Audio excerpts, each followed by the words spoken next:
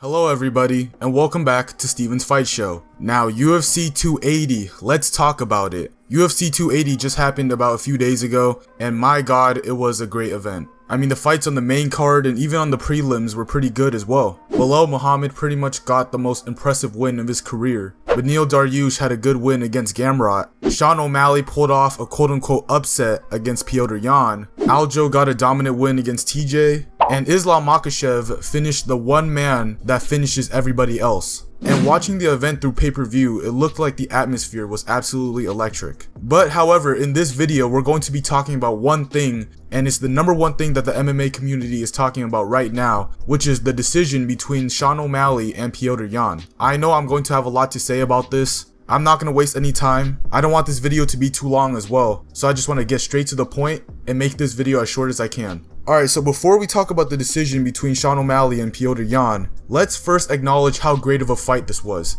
I feel like a lot of people aren't really appreciating this fight for what it is. As fans, we don't have the same role and the same duties and the same job as fighters. Our job is to watch the fight, be entertained, and give our assessment to it. And I feel like because of that, sometimes as fans, we can be a little underappreciative. So I'm going to be the first to say it. What a fantastic fight between Petr Yan and Sean O'Malley. They both put on a great show. And as fans, even though we root and cheer for our favorite fighters, I think the one thing that fans always hope for are great fights. The excitement of these type of fights where two fighters are evenly matched and they're both competitive, the energy is just truly unmatched. When we see blood splattering and cuts being open and big shots being landed by both fighters, these are things that create long-lasting combat sports fans that will be invested in this sport for a very long time. So one more time, hats off to Petr Yan and Sean O'Malley for putting on a spectacular performance each. So now let's transition over to the decision. There has been so much controversy about the decision for this fight.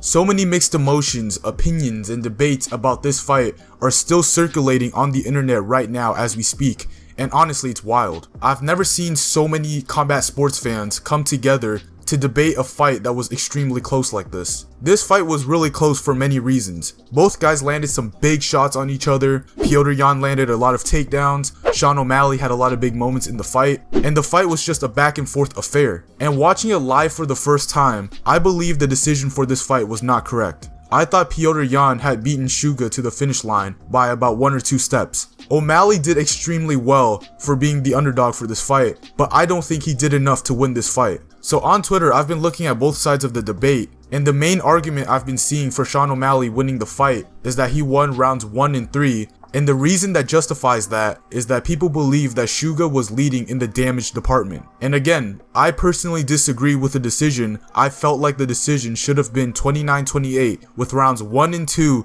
going to Petr Yan and round 3 going to Suga. And for the people that think Sean O'Malley won this fight, when you say damage over control, which is what everybody is saying on Twitter, are you specifically saying the 3rd round? Or are you talking about the entire fight itself? And watching it live for the first time, I thought damage and clean shots were pretty even throughout the entire fight. People might disagree with me, but go back and watch the fight. Suga might have had a little bit more success with the boxing, but overall I don't think he was way ahead like how people were making it out to be. And after watching it back the second time, my judgment still remains the same, and I'm going to justify my reason on why I believe Petr Yan should have been the winner for this fight. Okay, so let's break it down. Round 1. Round 1 was a quiet, close competitive round. Petr is usually a slow starter, and this is what we saw from him in this fight. He was coming forward, trying to cut off the cage, and he was being real patient with his strikes. And O'Malley, he was on the back foot, moving side to side, throwing feints, throwing his front teep kick, using the jab,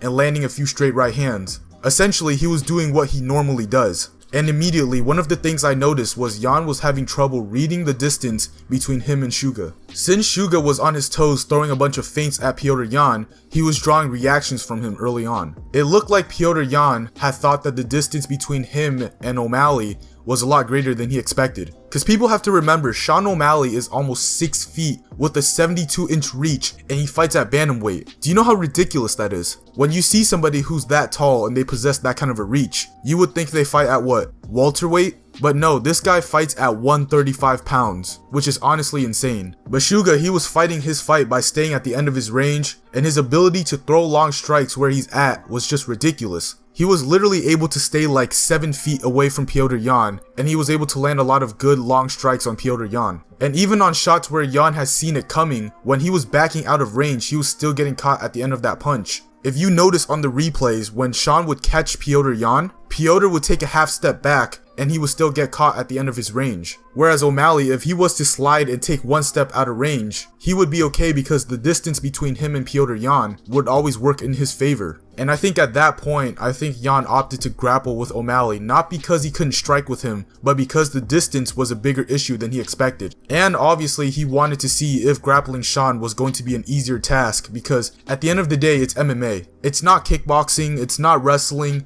it's not boxing. You're allowed to use multiple weapons, so why wouldn't you use it? However, watching back the first round, people were making the case that the damage was all Sean O'Malley, and I disagree. He was definitely landing cleaner with the hands, but Yan was also landing a lot of strong kicks to the legs into the body. Yan was applying pressure, the leg kicks were money in the bank for Yan. And yes, he did get tagged a few times, but he didn't really get rocked. And overall, it looks like damage was pretty even or close to even. And this is where the controversy continues, because people are saying that Petr Yan's takedowns are pointless because he didn't get off any ground and pound strikes, control, or submission attempts. And those people, they aren't wrong, but that would only be true if the damage was favored towards one fighter. And in this case, it wasn't. In rounds where fighters are landing back and forth and it's looking close on the feet, those takedowns towards the end of the round matter more than you think. And despite the takedowns not scoring as high as they should due to the lack of ground and pound shots and control time, they still count towards the scoring when the damage and the strikes on the feet are even. And this is why I believe Petr Yan edged it in round 1. Okay, so now let's move on to round 2. Round 2 was crazy from the beginning, and in the corner of Suga, just before the second round started, Tim Welsh, who was O'Malley's head coach, was calling for an overhand left and instructing O'Malley to commit and believe in it. And that advice actually made a big difference later on in the fight, because if you look at how O'Malley was throwing his strikes in round 1, he was kind of touching Petr Yan, trying to find his range, trying to just land and get out of range. But when round 2 started, O'Malley landed a beautiful long straight left that was set up by a feint. Sean set that punch up by a jab feint, and he followed up with a long left hand that Petr Yan just didn't see coming. And this forced Petr Yan to be on the defense, and just about 15 seconds later, Yan lands a big left hand over the top that was set up by a jab. He then followed up by taking Suga's back and then taking him down. Sean gets back up and then gets tripped up by Petr Yan. And Sean, he actually tried to get Yan back with the same technique twice, but then he just failed. And then for the rest of the round, it was Yan applying pressure and landing powerful strikes and landing another takedown late in the round. And in my opinion, there's really no debate for this round. I think Yan won this second round pretty convincingly for me. Now heading into the last round, I feel like both fighters knew that they had to dig deep. I think they felt that the fight was close. They both knew that in order to have a definitive winner in this fight, they had to win this last round. And as soon as the bell started, both men immediately take the center of the octagon to establish their dominance. And this round was probably the round where everybody was claiming that it was all Sean O'Malley. Everybody who's been debating that Sean won this fight is claiming that Suga won this round by a mile, and it's not even close. And if you're somebody who didn't watch the fight and you look at the significant strikes landed by both men, you would probably think that Sean won this round convincingly too. However, I believe this round was so much closer than people make it out to be, and it can very well be Petr's round. People might call me crazy, but let me explain. The round starts and nothing too significant happens in the first 2 minutes of the round, but at about the 3-minute mark, Suga lands a good flying knee followed up with a left hook and another flying knee. Those 3 strikes back up Petr Yan, and it opens up a cut on Petr's face. But however, because Suga landed a couple of big shots, he started to get a little too comfortable and lazy, and that's when Petr Yan landed some nasty counter shots that I don't know how O'Malley took them. Literally, if it was any other bantamweight, they probably would have went down. And Yan, he would catch O'Malley's punches off the gloves and return with some powerful hooks. These hooks landed clean on the chin, and he then shoots for a takedown about 20 seconds later, but credit to O'Malley, he got right back up to his feet, and Petr was continuing to be on the front foot and then ended the round with a last minute outside trip. So going back to damage, in round 3, it was pretty dead even. Both guys landed some hard shots on each other, but Yan was able to secure a couple takedowns. So this round could be Petr's round as well. I don't understand when people say that this was easily O'Malley's round. I think it's because people are blinded and they only remember the fact that Petr Yan was cut, and that's why they think O'Malley was winning this round big. But if you were watching the round back, despite what everybody says, this round was really close, and it was closer than what people remembered. But I think I'm going to give the edge of this round to Suga because of his activity after landing some clean shots on Petr, and he defended the takedown better in this round than any other round in the fight. Just before they went back and forth with each other, Sean actually defended a couple good takedown attempts by Petr. So my official scoring for this fight, it still stands like how I scored it originally, which is 2-1 to Petr Yan. And I think the problem for Yan in this fight was him obviously not starting earlier, him not being able to close distance as successfully as he wanted, him not being able to control Suga on the ground, and him not being as precise and sharp early on in the fight. Because like I said again, remember in round 3, Petr Yan landed a lot of good counter strikes. But in round 1, he was getting those same opportunities but he couldn't convert. And the reason why is because in round 1, when Petr Yan would try to counter Sean O'Malley, his head would be down, his eyes would be looking at the ground, and he wasn't spotting his target like how he did in the 3rd round. And if he had been a bit more precise and a bit more accurate on his shots in the early rounds, he probably would have won this fight. And had he not been cut in the last round, he probably would have won this fight. So the decision ends up going to Sean O'Malley, and even though I disagree with the decision, I completely understand the way they scored it. You know, judges, they have to score the fight according to the criteria, in which I don't think they did accurately, but at the end of the day, they're human just like all of us. Because people have to remember, judges, they don't have the luxury of going through replays like how UFC commentators or the fans can do. They can only go off of what they see cage side, and they are all positioned in different areas of the octagon. One judge, they might be able to see something better than another judge. Or they might just see a cut that's gushing blood, and that's the only thing that they remember, which can sway the judging. And I think the problem lies more in the scoring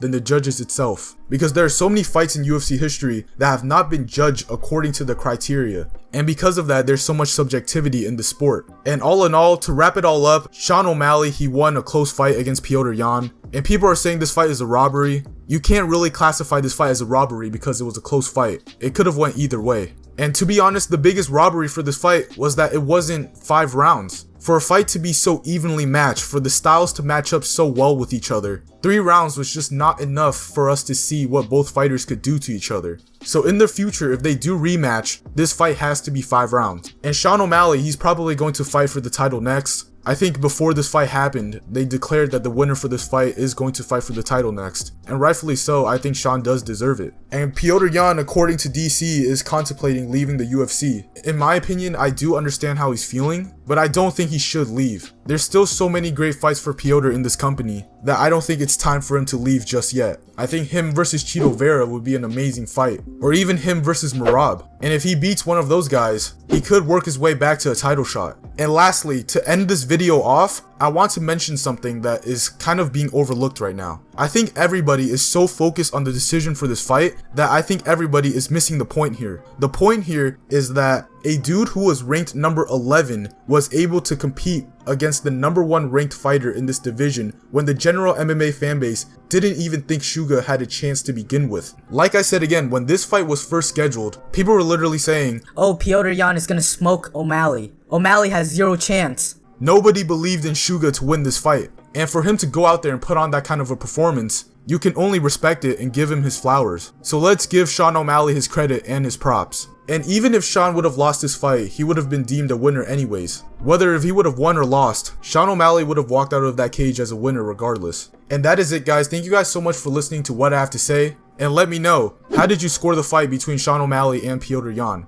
Do you think Sean O'Malley can indeed become the bantamweight champ? Drop a comment and let me know in the comment section down below. Now, if you guys enjoy content that is related to combat sports, please drop a like on this video and subscribe to my YouTube channel down below. That would be greatly appreciated. And other than that, it's been Steven, signing out. Peace.